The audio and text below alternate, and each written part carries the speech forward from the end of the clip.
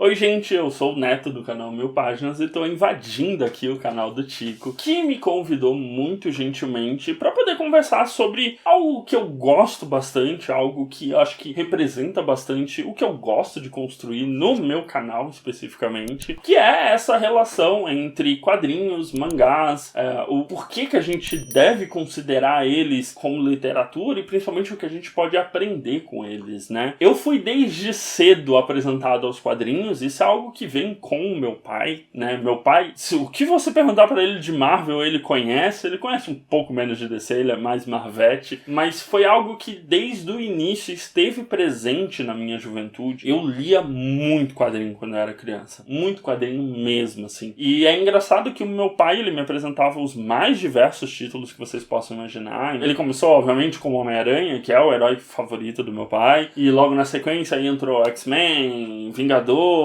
Capitão América, e assim ele foi indo. Então cada vez eu tinha contato com um herói novo, e aí depois DC e tudo mais. É uma relação que vem sendo construída desde a infância, e obviamente é algo pra mim que faz muito parte da minha relação enquanto leitor, né? E é muito engraçado a gente notar que existe uma clara cisma aí entre a galera que gosta muito de quadrinho e mangá, né? E a galera que lê livros, né? E isso propriamente aqui dentro da nossa bolha, né? Existe uma questão muito interessante de ser observada, que é a questão do o quão atual são os quadrinhos que a gente lê hoje em dia. Antigamente, né, nos anos 90 ali, a gente tinha um gap, às vezes, de 2, 3, até 5 anos entre uma série sair no Japão ou nos Estados Unidos e ser publicada aqui no Brasil. Só que, hoje em dia, esse tempo ele tá cada vez menor, e no que se refere a quadrinhos, hoje em dia,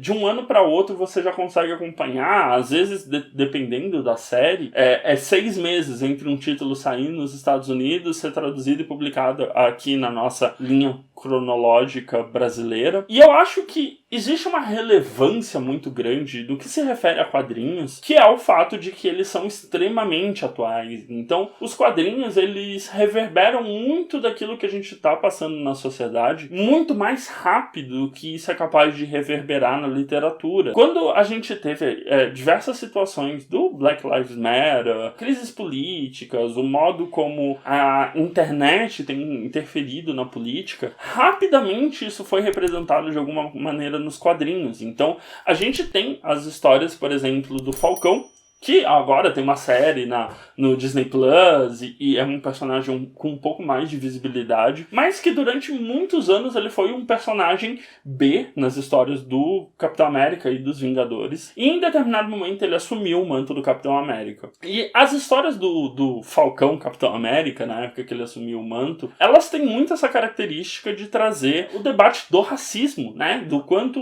os americanos não queriam ver um Capitão América negro, eles não se enxergavam naquele símbolo, naquele herói. E isso é uma discussão que ela foi trazida para o meio dos quadrinhos extremamente rápido, assim. Inclusive a utilização de redes sociais pelos heróis. A gente já tem há alguns anos personagens como o Homem-Aranha, o próprio Falcão, eles têm algumas páginas ali em que eles representam as redes sociais que eles estão utilizando, as conversas que eles estão tendo. Então, esse é um fator que eu considero extremamente relevante na leitura de quadrinhos, porque ele vai trazer uma situação que você está acompanhando nos jornais, nas revistas, na sua vida de um modo geral. Ele vai trazer de uma maneira que você se enxergue e que você consiga fazer correlações com o mundo real. A mesma coisa os mangás, que tem um universo mais lúdico e um pouco mais descolado da nossa realidade, né? Não é uma representação necessariamente de Nova York, como a gente tem nos quadrinhos, mas eles já estão trabalhando há algum tempo a questão de títulos um pouco mais densos, né? Então, nos mangás a gente tem títulos ali voltados para os mais diversos públicos, né? Jovens garotos, jovens garotas, adultos masculinos, adultos femininos. E a gente tem diversos autores que escreveram obras que não deixam nada a perder com relação à literatura, como, por exemplo, o próprio Osamu Tezuka, que escreveu Ayako, que é um grande romance de época de sobre uma família que está perdendo suas posses e tem uma série de transformações sociais sendo trabalhadas ali. Então eu acho que o que me define muito enquanto canal e enquanto leitor é essa vontade de fazer essa interligação entre obras que, em teoria, elas são muito mais juvenis e talvez até um pouco esparsas, né? Um pouco mais diluídas ali enquanto obra, elas não têm um peso literário e acadêmico como a gente tem com alguns livros, mas que é algo que eu sinto genuíno prazer e eu acho que é muito válido para qualquer leitor procurar fazer essas conexões, né? De tipo,